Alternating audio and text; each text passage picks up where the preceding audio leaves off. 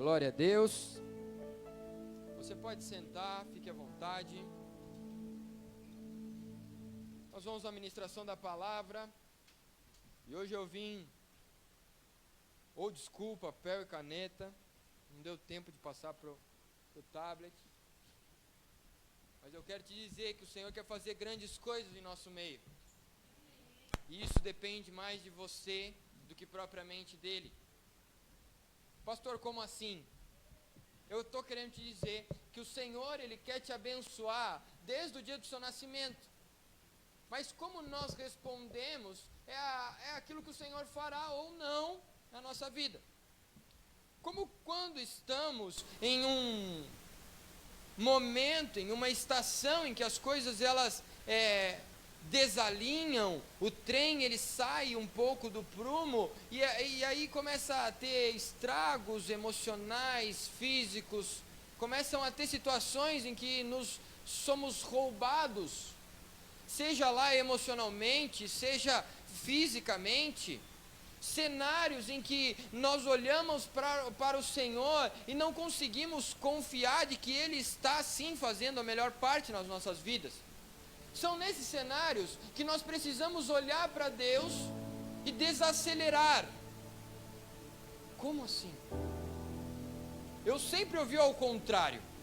Eu sempre ouvi que quanto mais eu queria, mais eu deveria fazer. Foi assim ou não? Hein? Vocês estão aqui? Se vocês não estiverem aqui, pode ir embora. Se você não estiver aqui, a gente está só gastando tempo. Eu tenho dito, e os irmãos não estão percebendo, se você entra para dentro da igreja e você sente sono, é porque você está sendo vencido pelo seu adversário. Sabe o que fazer? Dobrar o joelho e orar. Que linda ferramenta essa, maravilhosa. É só isso? Só isso. Vença o seu inimigo. Mas se tiver com tanto sono que você está sendo roubado da palavra, levante-se e fique de pé lá no fundo do lado da Bruna, não tem problema. Pode se levantar, se toda a igreja precisar levantar, não tem problema. Eu fico de pé aqui o tempo inteiro. Amém? Glória a Deus. Então você precisa desacelerar. Em um mundo em que você ouve que se você quer ganhar mais, se você quer ser mais, durma menos. Trabalhe enquanto eles dormem. E gaste todo o dinheiro que você recebeu, curando a sua ansiedade e a sua depressão. Trabalhe enquanto eles descansam. E tenha inveja de quem descansa. Irmãos, eu não sei se vocês perceberam, mas você está sendo levado como uma ovelha para um matadouro. Nós estamos sendo. Deixa eu me incluir.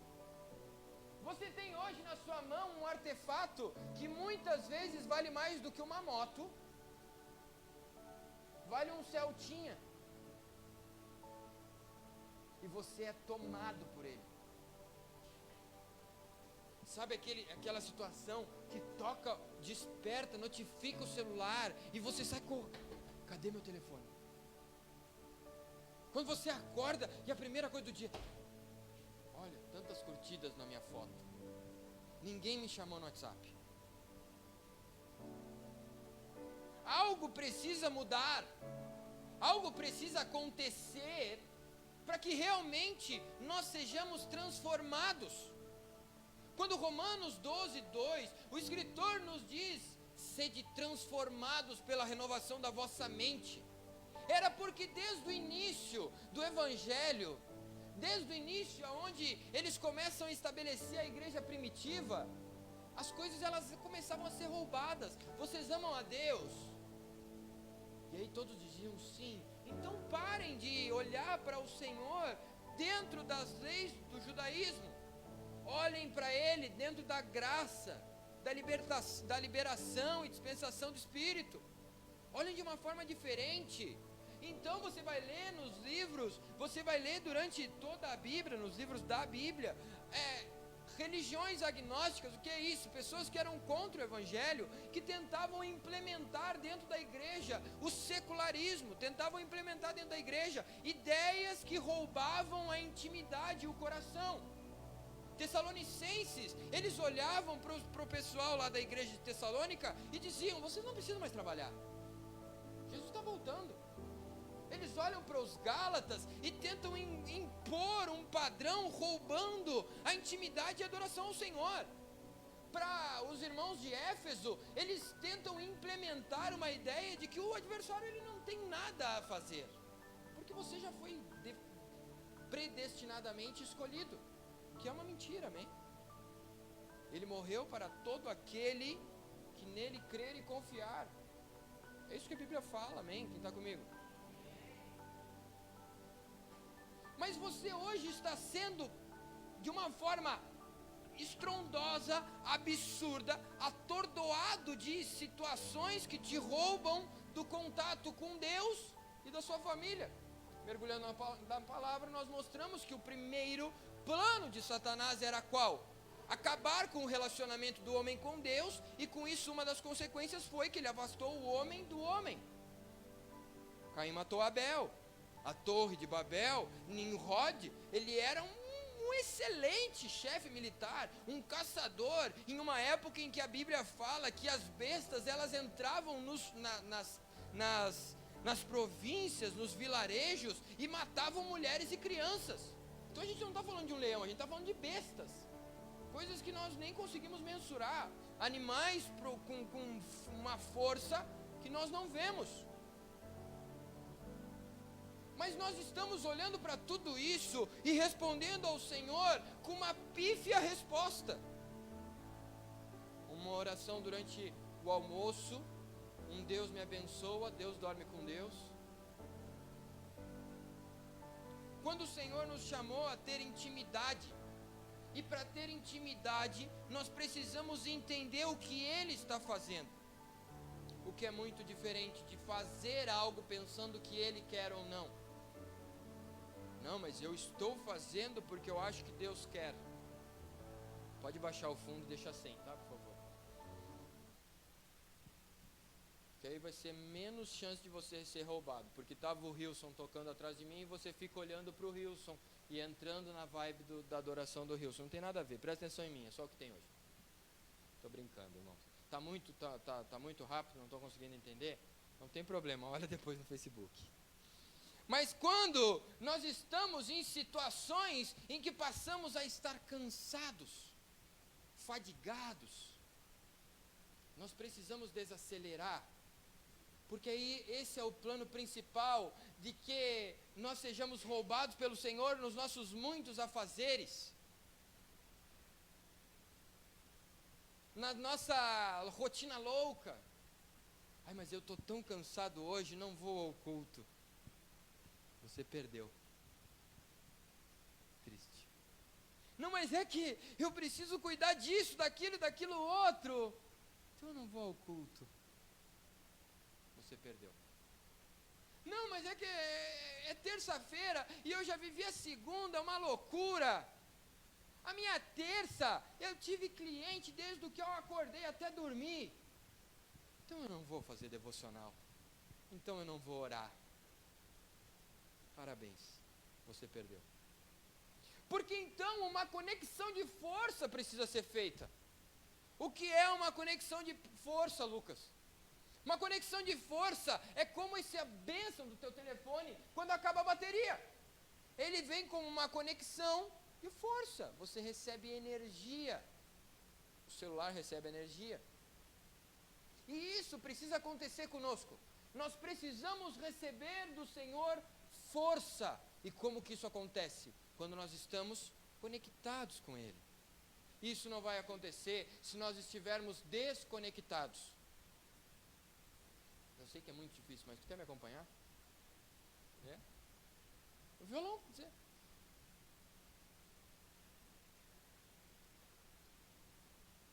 A falta de ânimo, a falta de energia, a falta de algo que faz com que eu esteja em uma plena forma, me rouba.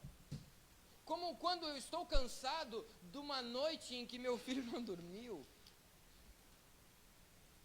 E então eu vou trabalhar com tanta olheira que os meus colegas de trabalho ficam com pena e dizem, vai descansar. Isso acontecia com o Fred, com a Olivia não, graças a Deus.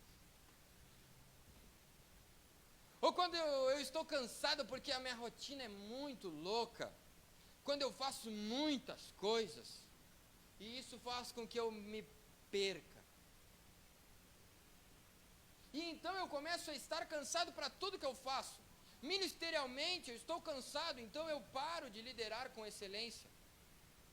Espiritualmente eu estou cansado, então eu já não consigo mais ler a Bíblia como um manual que vai desatar o meu destino. Porque eu estou cansado, me dá sono. Emocionalmente eu estou cansado, então eu não amo a minha esposa. Eu não me dou e me sacrifico aos meus filhos, porque eu estou cansado. E é justo, eu estou cansado, me respeita.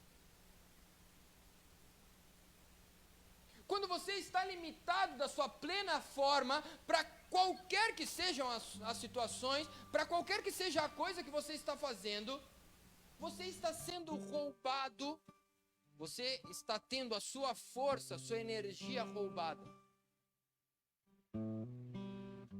Mas quando você cansa, espiritualmente e mentalmente, é diferente de estar cansado fisicamente.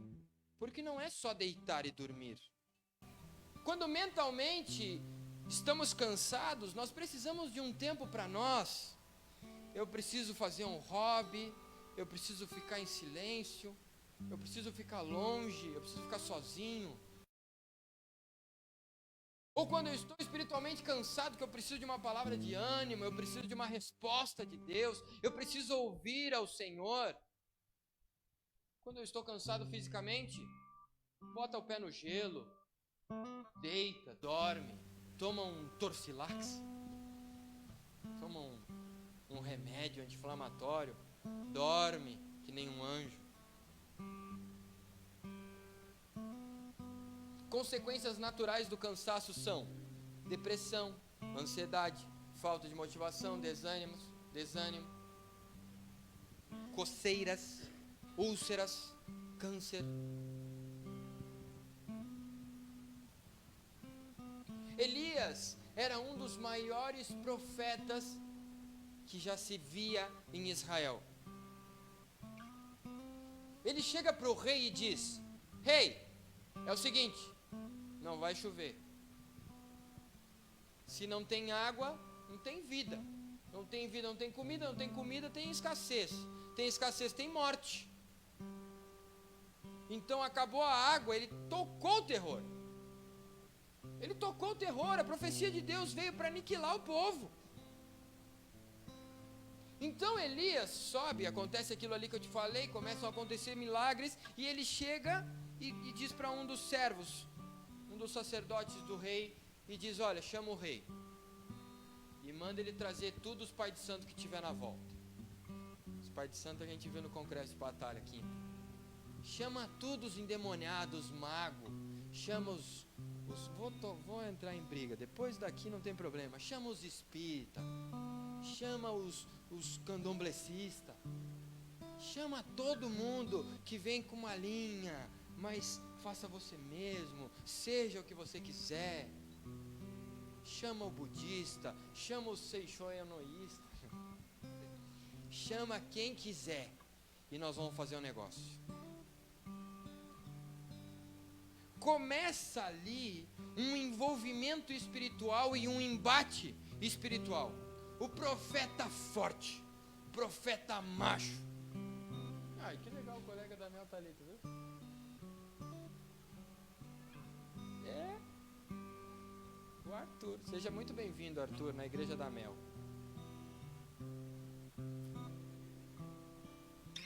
Mas quando Elias ele está no Monte Carmelo e chama-se esses 400 pais de santo para um embate, esses 400 profetas de Baal para um embate espiritual, Eles estão lá posicionados, eles passam muito tempo adorando ao Senhor, dançando, fazendo sacrifícios.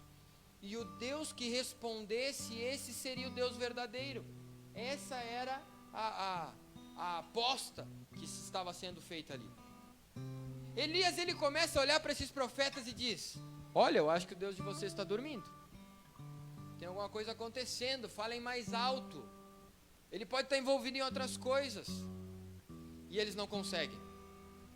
Elias então vem, estabelece o sacrifício, as 12 pedras, coloca ali a lenha, coloca o cordeiro, e ele vira água no sacrifício. E ele diz: Senhor, se tu és Deus, responde com fogo. E de uma forma espiritual e milagrosa, o altar começa a pegar fogo. Não tinha etanol na época. O Senhor respondeu àquele homem. Onde é que eu quero chegar? Eu quero dizer que ele estava vencendo. Estão comigo ou não? O profeta estava vencendo ou não? Depois de pegar fogo, essa história eu adoro contar para as crianças. Ele pegou uma espada e ele matou todos, muito provavelmente decapitados. A Melissa adora essas partes de matar na Bíblia. O Fred sempre acha que Jesus é o Hulk esmaga. Mas o profeta, ele está vencendo, amém? E quantos de nós estamos vencendo? Esse é aquele momento que eu esperava que você tivesse dado um glória a Deus muito alto. Porque eu acho, irmão, pelo pouco que eu conheço da vida da maioria, eu acho que nós estamos vencendo. Eu posso dizer, com efeito na minha vida, eu estou vencendo. Quantos estão vencendo? Agora eu acho que nós entendemos. Quer dizer que você está vencendo. Amém? Mas olha o que aconteceu com o profeta. Elias desce do monte. Essa parte é muito legal.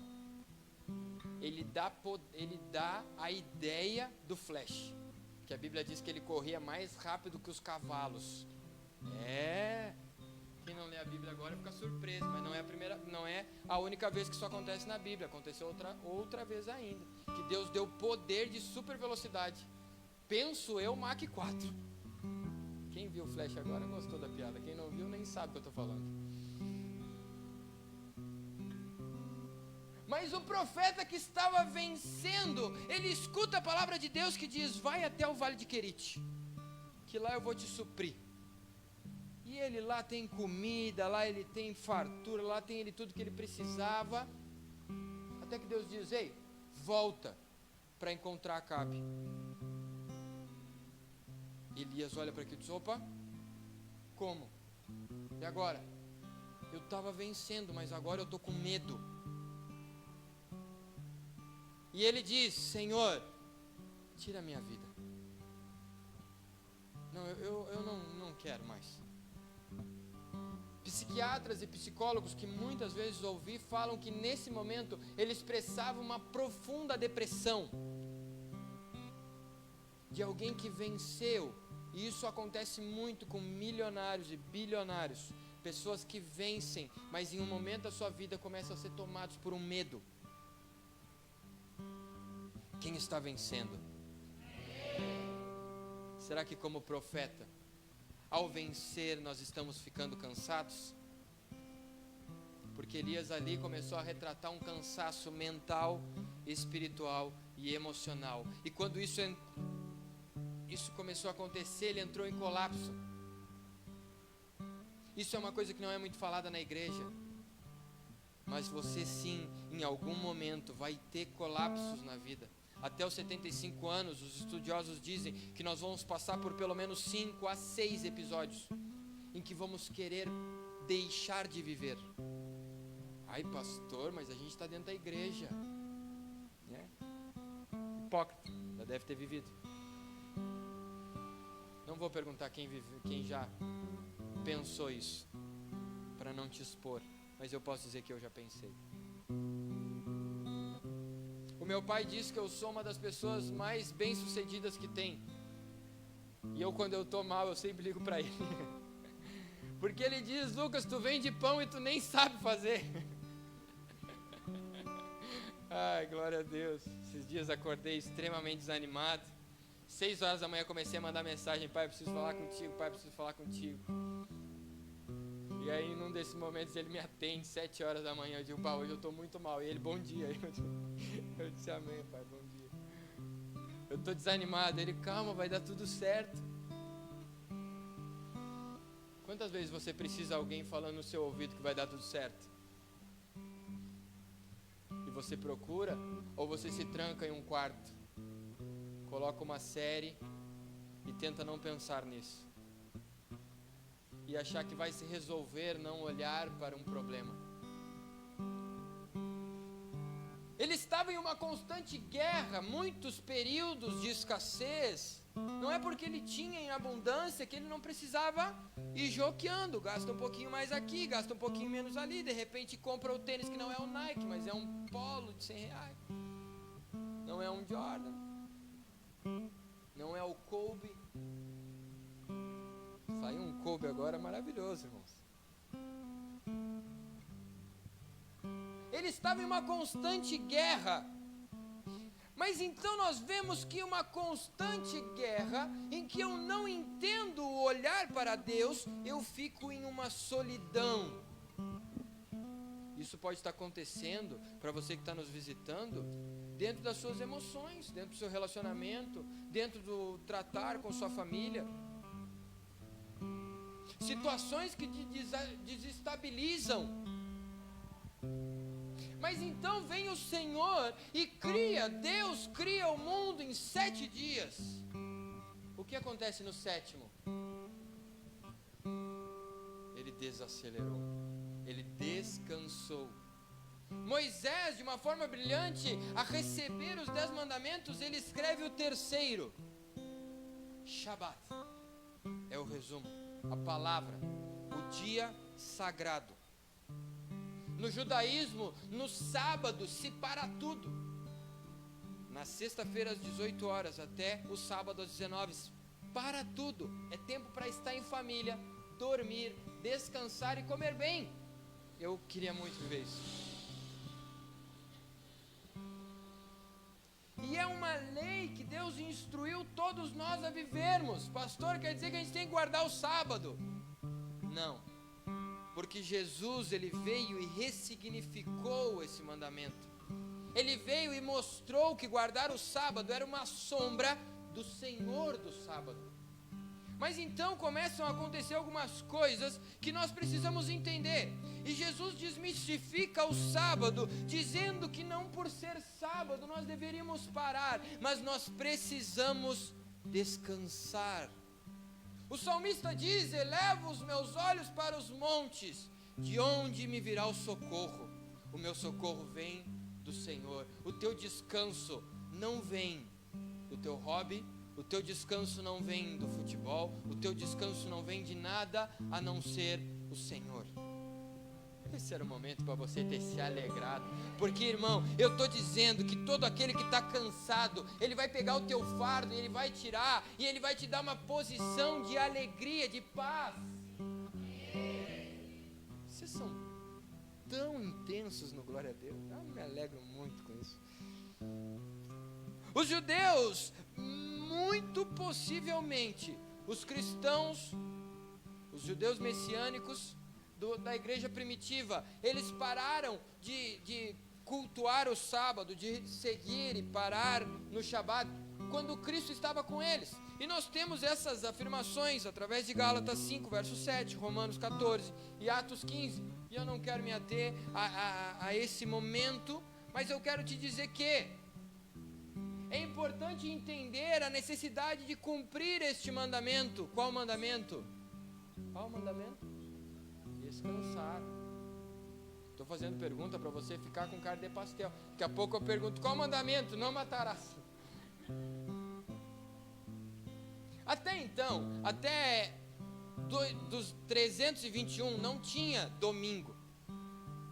Mas o imperador Constantino olha para aquilo que acontecia em Jerusalém e diz: olha, a gente precisa trazer essas coisas para nós. vão trazer isso para a igreja católica, vão trazer isso para os nossos rituais. Tira o sábado, vamos colocar o domingo. E ali começou a maior alegria para o assalariado, final de semana. O domingo então passa a ser, se proclama o domingo como o dia do descanso. No calendário ocidental, o nosso calendário, isso acontece até hoje. As pessoas descansam no domingo, não mais sábado e domingo, mas em alguns lugares sim, mas na maioria deles se trabalha ainda no sábado e se descansa no domingo. O domingo passa a ser o dia da família, o dia de ter comunhão com a casa. Mas por que então Deus institui o descanso? Por que Deus coloca um mandamento? Descanse. Porque quando você está acelerado, você perde a plena função, você perde o melhor que você tem no cumprimento das suas funções.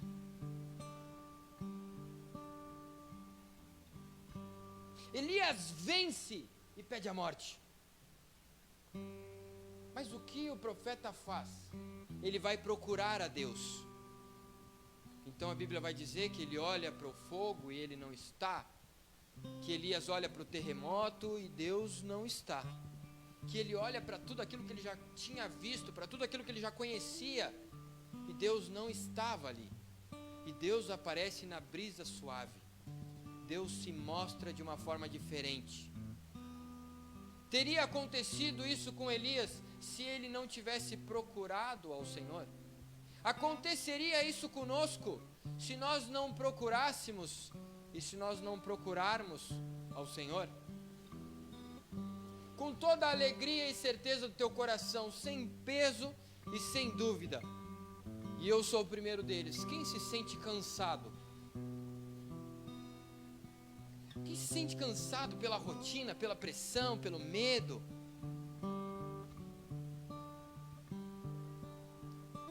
O profeta olha para tudo aquilo e diz: eu quero morrer.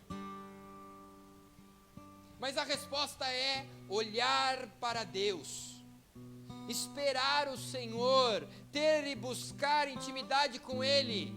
Isso por quê? Porque o celular precisa de conexão, energia, força.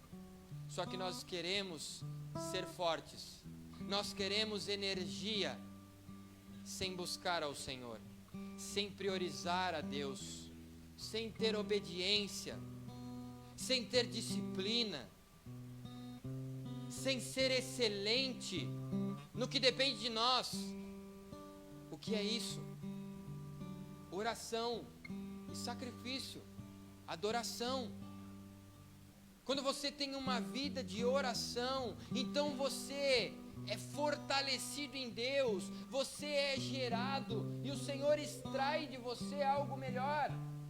Davi, ele recebe um apelido, ele recebe um codinome. Ele era o homem segundo o coração de Deus. E quem pode me dizer o porquê? Pode dizer. Quase. Intimidade, quase. Ele aprendeu, sinceridade é a palavra, ele aprendeu a ser sincero com Deus. Ele colocava todas as suas emoções diante do Senhor. Ele estava frustrado com a guerra, ele colocava diante do Senhor. Quando ele errava e ele via Deus fazendo algo que feriria, não só ele, como todo o povo, ele era sincero e dizia: Deus, eu nem sei por que eu fiz isso. Segunda Crônicas conta o episódio do Salmo 30. Davi olha e diz: vamos contar todo mundo e vamos atacar para aquele lado de lá. E Deus diz: não é para lá, é para cá. E ele: não, mas nós vamos para lá. O meio do Salmo 30 é Davi olhando para o Senhor dizendo: não, desculpa, cara, eu errei, eu não quero ir para aquele lado, eu não queria ter ferido a minha esposa, eu não queria ter perdido a paciência, ter batido no meu filho, eu não queria queria ter xingado meu chefe no trabalho, cara. Eu nem queria xingar aquela pessoa no trânsito. Por que eu fiz isso, Senhor? Mas ele aprendeu a colocar todo o seu ser diante de Deus e dizer: não,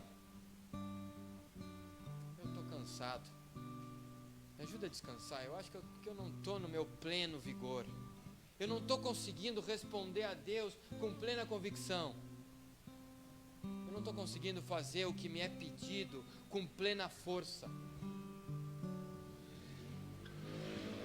Quem agora se sente cansado ainda?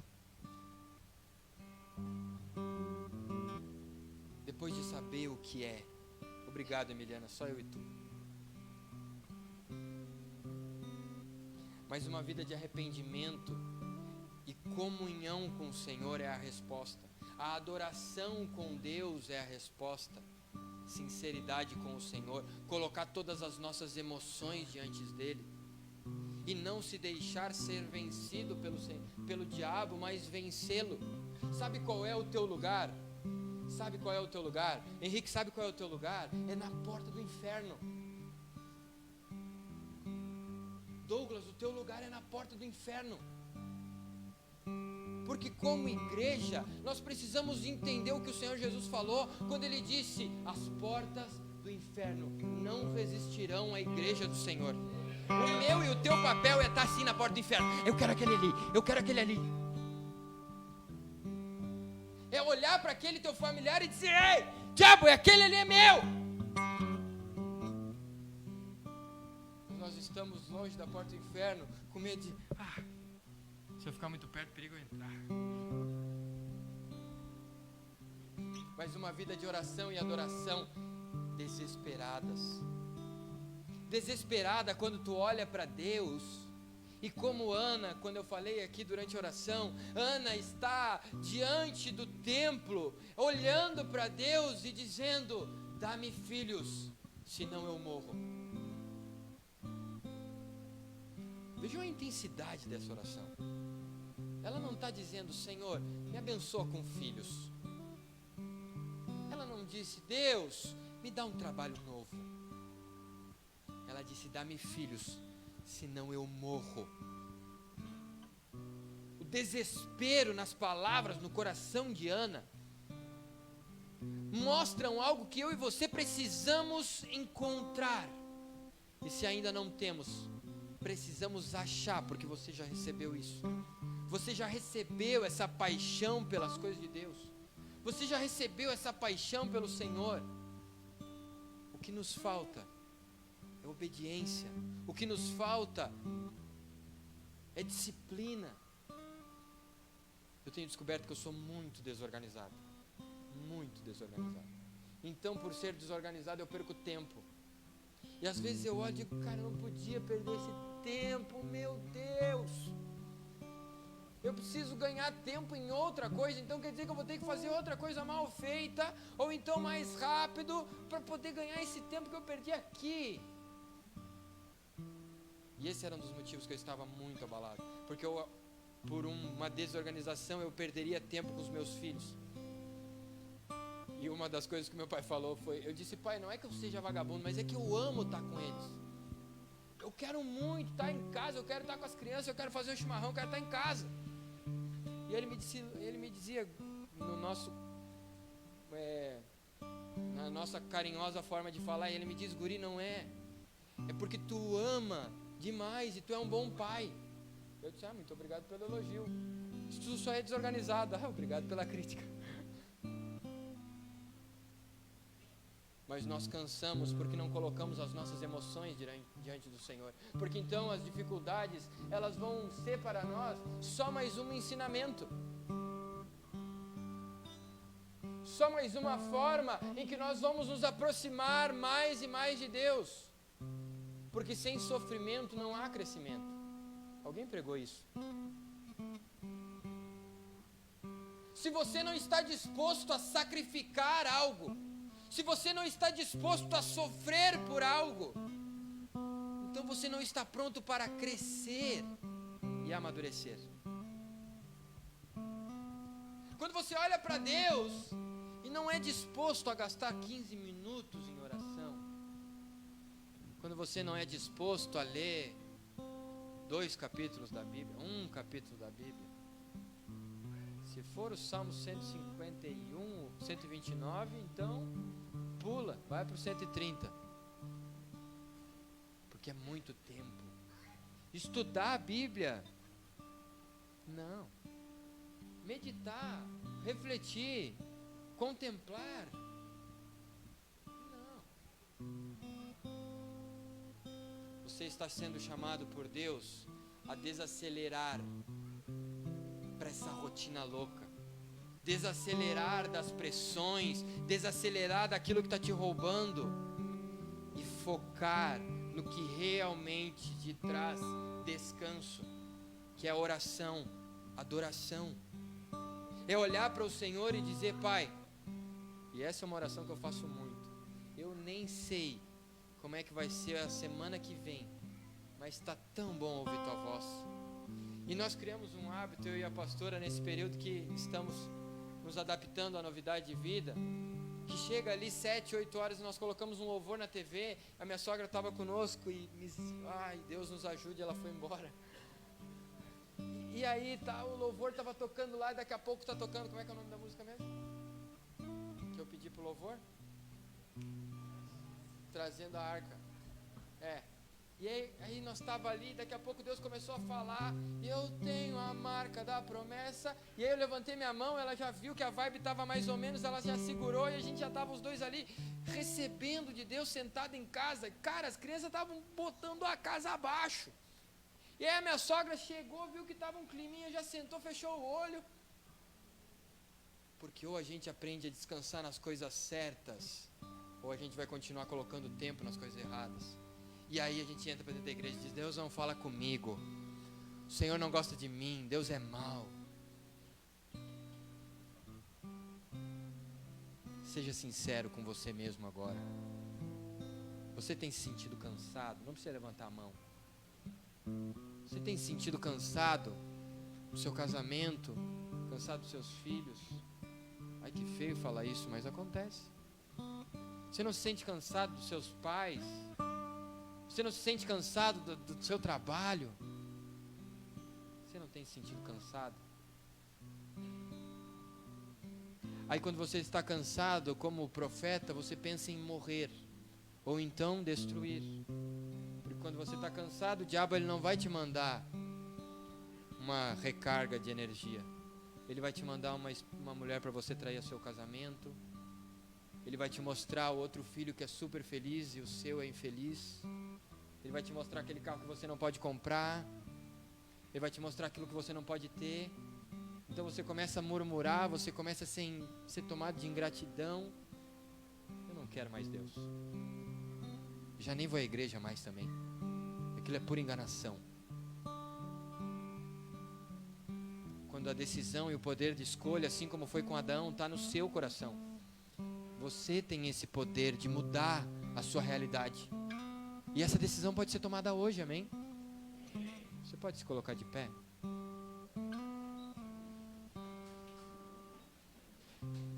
Feche os seus olhos, por favor.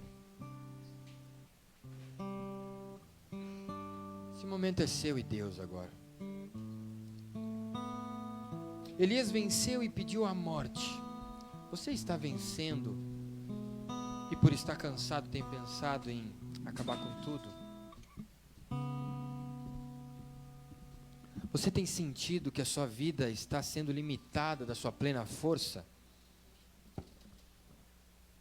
Quando então mentalmente e espiritualmente cansamos, o melhor a fazer é desacelerar, é descansar. É olhar para Deus e dizer que sem Ele nós não conseguimos. É olhar para o Senhor e dizer que nós precisamos de força. Vamos adorar o Senhor.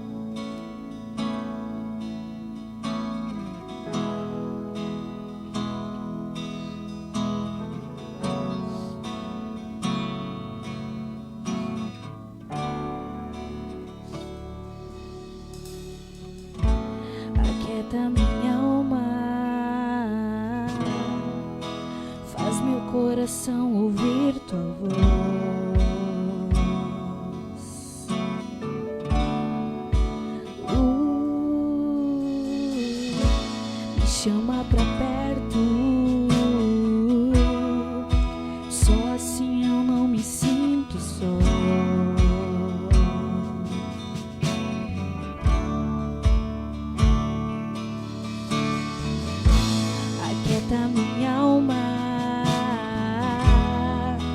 faz meu coração ouvir tua voz.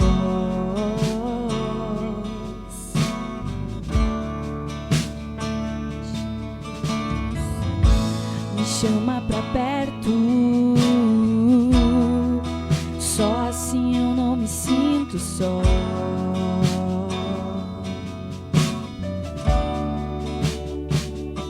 Porque na verdade eu descobri que tudo que eu preciso está em ti. Mas meu coração é teimoso demais pra admitir.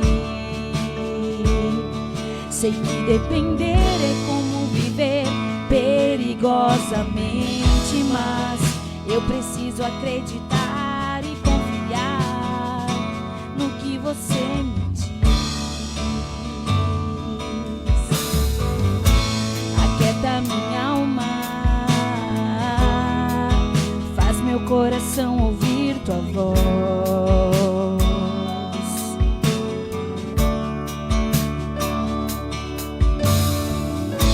Me chama pra perto, só assim eu não me sinto só. Eu sei que mesmo sem entender, eu sei que mesmo sem entender, você está no controle. Então me esconda no teu coração, me amarre a ti pra eu não desistir. Eu não quero mais fugir da tua vontade pra mim. Eu sei que vai ser difícil, mas você estará sempre comigo. E mesmo que minha alma grite, tente me fazer voltar atrás, eu vou confiar, eu vou descansar, me lançar no teu amor,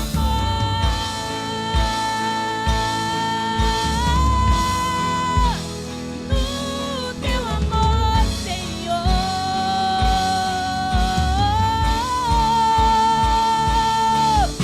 O tempo não pode apagar as muitas águas, nunca levarão o amor que você sente por mim. Eu sei que tudo vai se cumprir.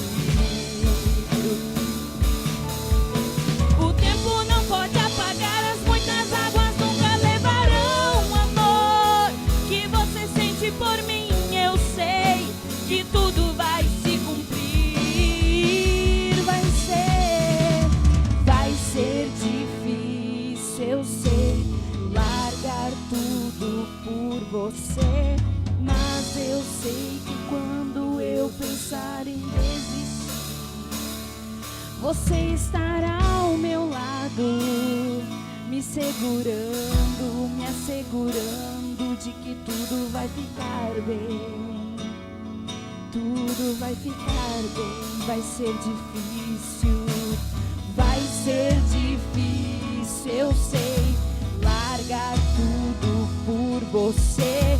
Mas eu sei que quando eu pensar em desistir, você estará ao meu lado, me segurando, me assegurando de que tudo vai ficar bem. Tudo vai ficar bem. E se eu cair, e se eu cair, a tua mão me levantará.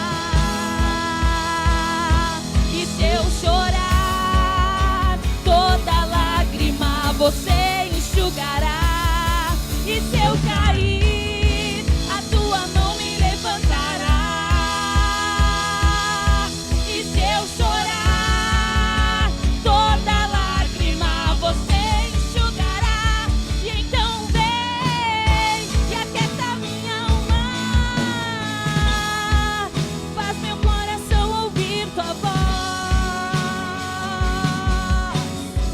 Oh, oh, oh.